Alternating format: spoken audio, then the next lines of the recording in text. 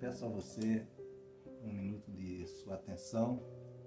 Gostaria de compartilhar com você que me ouve nesse instante. Quero compartilhar algo da palavra de Deus e peço mesmo que você dê-me um tempo para a gente poder meditar naquilo que a palavra de Deus nos diz. E eu trago para você nesse momento uma parábola de Jesus. Jesus, ele tinha o hábito de trazer muitas parábolas para ensinar o povo, e ele então trazia várias instruções, vários princípios sobre o reino de Deus. E essa parábola ela é bem conhecida, é uma parábola que tem como título o filho pródigo. E pródigo é uma palavra que significa aquele que esbanja, aquela pessoa que gasta muito e acaba perdendo praticamente tudo aquilo que tem, ou seja, é um esbanjador. E Jesus então traz essa parábola e ele então traz algumas instruções e são instruções muito importantes para a vida de todos nós. Essa parábola ela está registrada em Lucas, no capítulo 15, a partir do versículo 11. Eu vou ler nesse momento e peço um pouco da sua atenção para nós ouvirmos aquilo que Deus tem a nos dizer por meio de sua palavra. Continuou, certo homem tinha 2 filhos. O mais moço deles disse ao pai: Pai, dá-me a parte dos bens que me cabe. E ele lhes repartiu os haveres.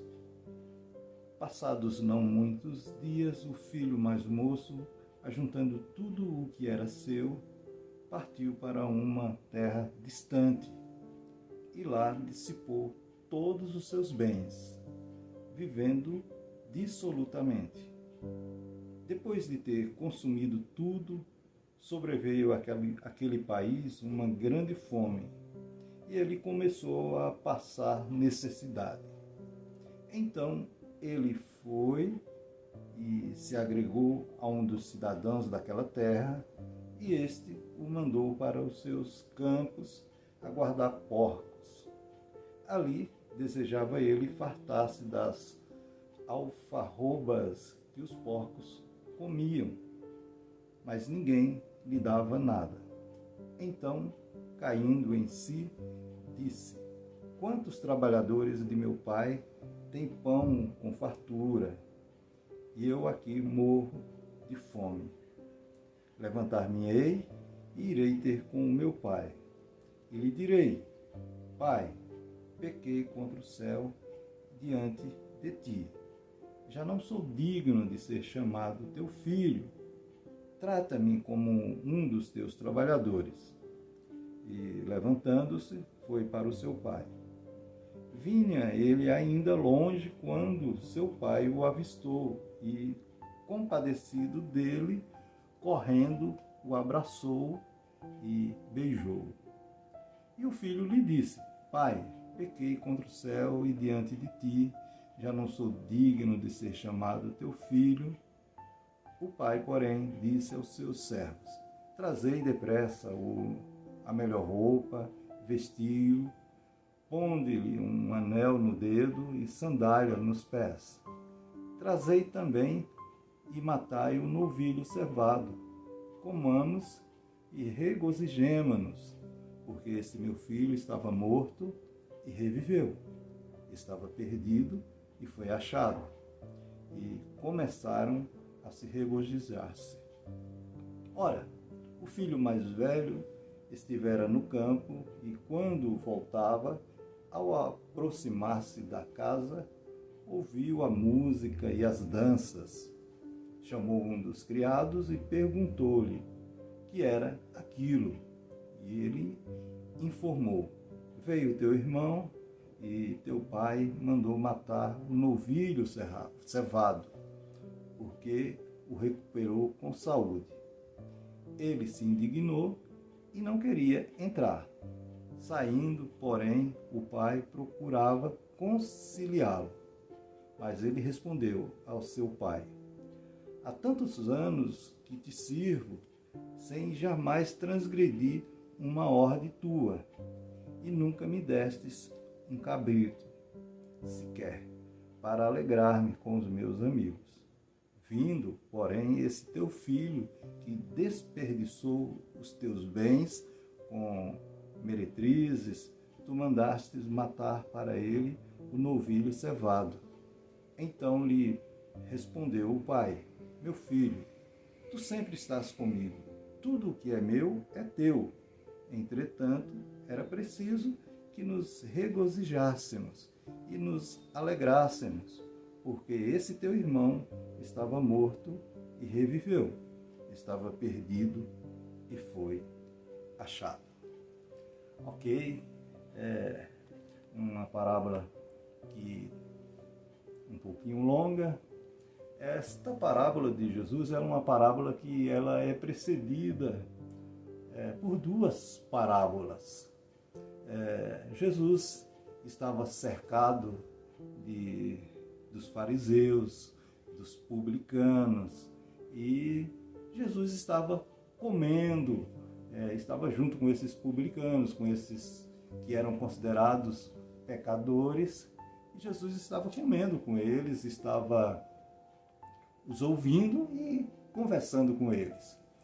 E o que acontece é que os religiosos da época, os fariseus, eles, quando viram aquilo, os fariseus, os escribas, viram Jesus nesse diálogo e comendo com aqueles homens considerados por eles muitos pecadores. E aí eles então pensaram e começaram a murmurar entre si, dizendo: como é que ele pode fazer isso? Como é que ele pode então ficar junto com os pecadores? Então esses religiosos, eles se achavam santos demais e portanto eles não podiam se aproximar dos pecadores. Então eles olhavam para Jesus e via o comportamento de Jesus, que era bem diferente.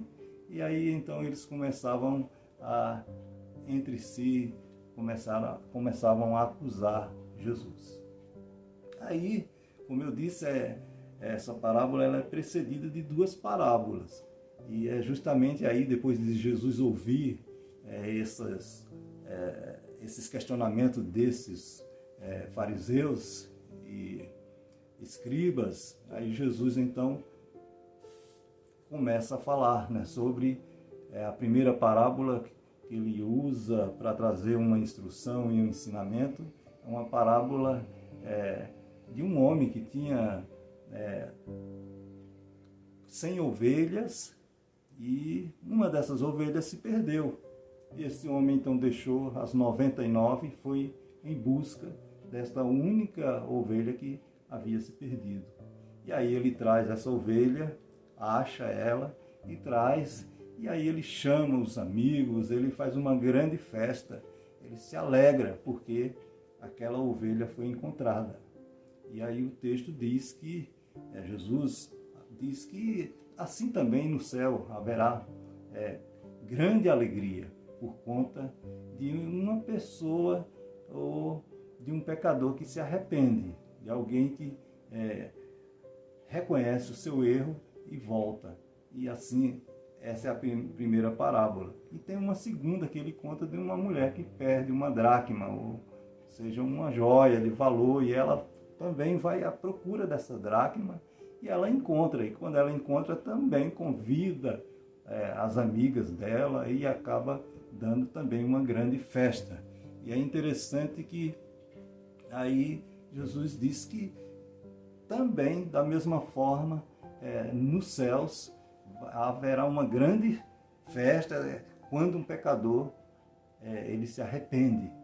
Então Jesus usa essas duas parábolas para trazer um ensinamento também, né, para esses homens que se achavam, né, justos demais. Eles se achavam no direito de pensar que, por serem santos demais, eles não poderiam estar juntos com os pecadores. E aí eles censuravam Jesus. E aí Jesus entra nessa parábola, né, que aí ele traz um grande ensinamento aqui também.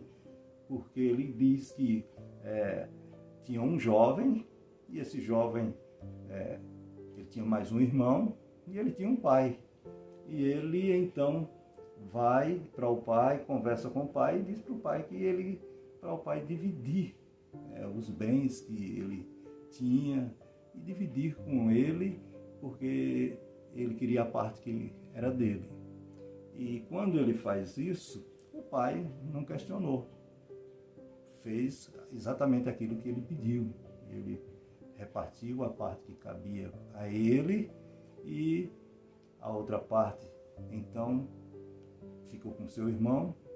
E ele diz que, o texto diz que esse rapaz, ele não demorou muito tempo e ele pega a parte dele e vai embora com uma terra muito distante. E ao chegar nessa terra, ele acaba gastando tudo que ele tinha levado. A parte dele, ele gastou e ficou numa situação bem complicada, a tal ponto de ele precisar voltar a trabalhar. Aquele lugar teve uma grande fome e ele precisou ir trabalhar num serviço que era muito humilhante para ele. Mas, devido à situação, ele fez isso.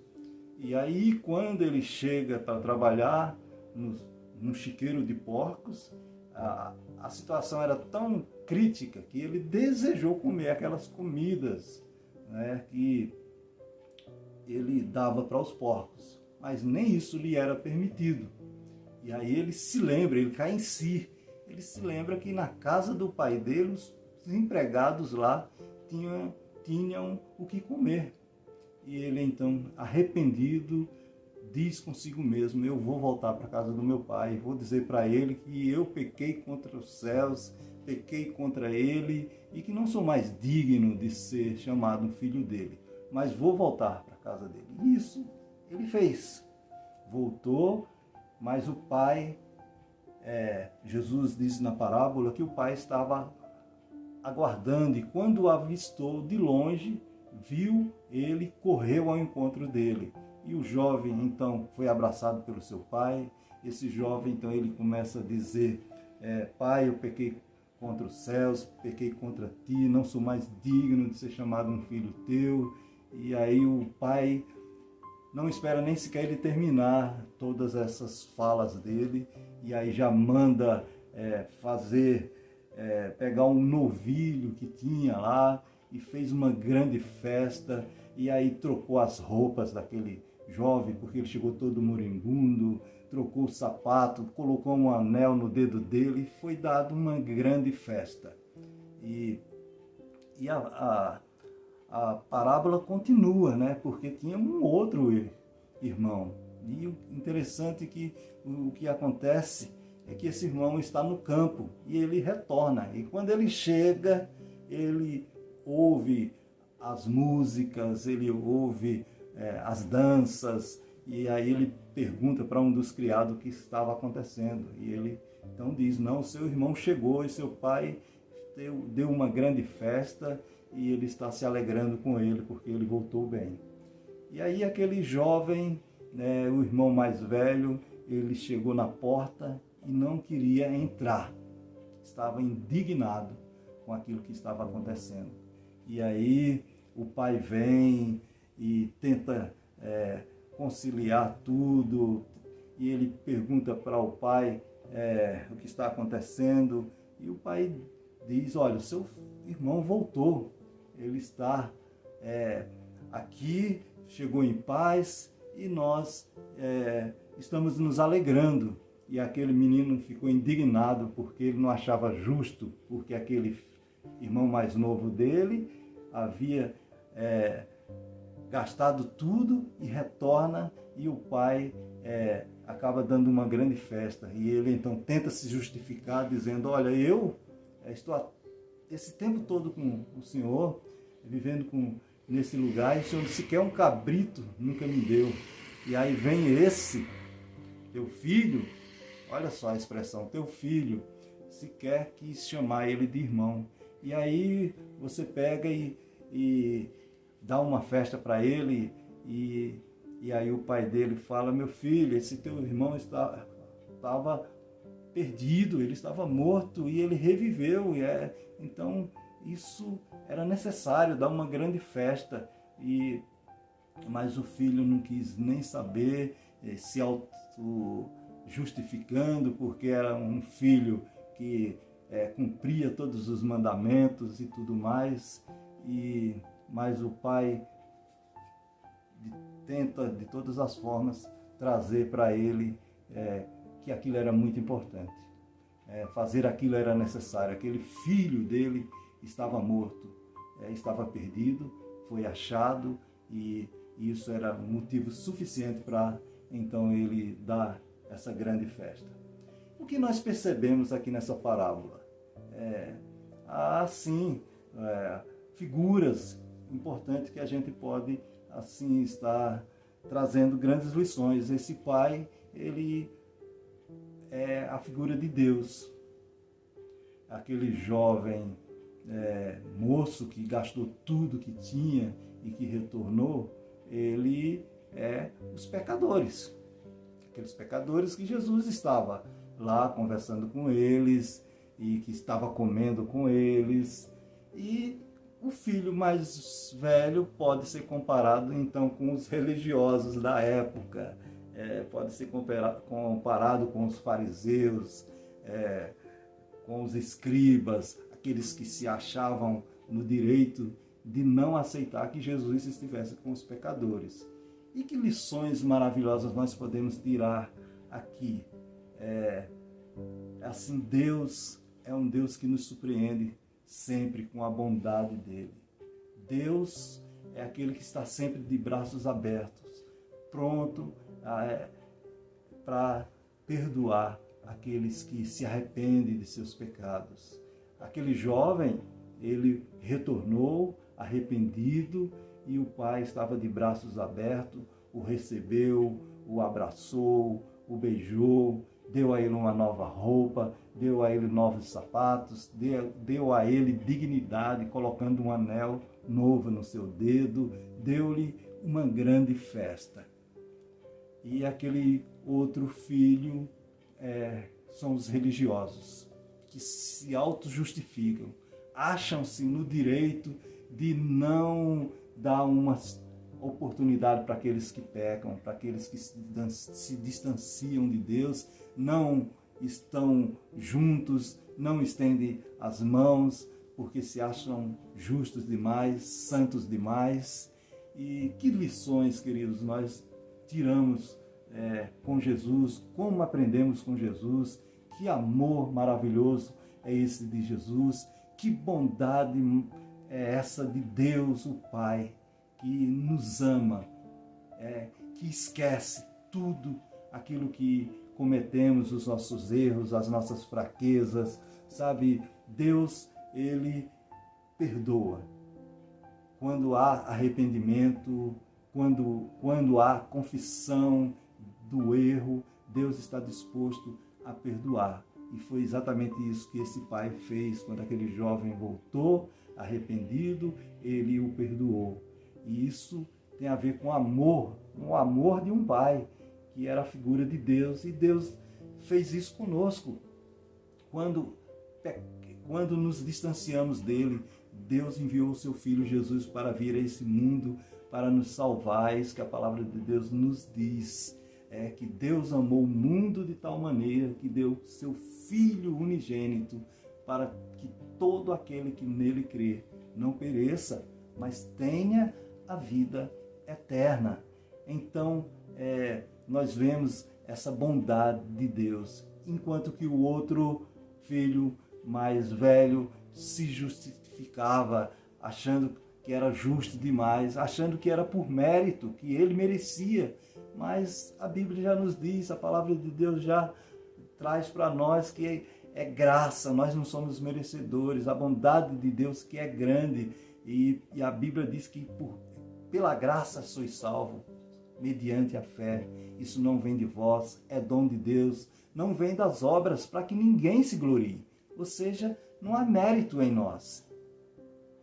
Não há mérito em nenhum homem. É pura bondade de Deus, é pura misericórdia de Deus. É Deus que nos estende as mãos e nos recebe de volta. E o desejo de Deus é que ninguém se perca, mas que todos voltem para Ele, arrependidos. E Deus não rejeita um coração contrito e arrependido. Deus é amor. Então, nessa parábola, nós encontramos todas essas verdades espirituais acerca do reino de Deus. Nós encontramos um pai, que é a figura de Deus, que ama o pecador e estende a mão e está disposto a perdoar, e perdoa. Então, assim, olha, você que me ouve nesse momento, eu digo para você, vale a pena, sabe, voltar para Deus. Não importa aquilo que porventura alguém possa fazer, Deus, Ele está disposto a perdoar, sempre, sempre. Não há nada nesse mundo, não existe um pecado, nem um erro que seja tão grande que Deus não esteja disposto a perdoar, porque o amor de Deus é grande, é muito grande, e Deus está sempre de braços abertos. Então eu convido você a pensar sobre essa verdade das Escrituras Sagradas. Deus ama a sua vida e ama de tal forma que enviou seu Filho para morrer em nosso lugar. Então, que o Senhor te abençoe, e assim, se essa palavra ela foi importante para você, eu peço que você compartilhe com outras pessoas, dê um like, porque assim essa palavra ela pode chegar a outras pessoas e certamente vai abençoá-las também. Então, agradeço a você por esse tempo que me ouviu. Eu tenho outros vídeos aí, você pode dar uma olhada, e assim, e que o Senhor abençoe a sua vida, ok? Fique com Deus.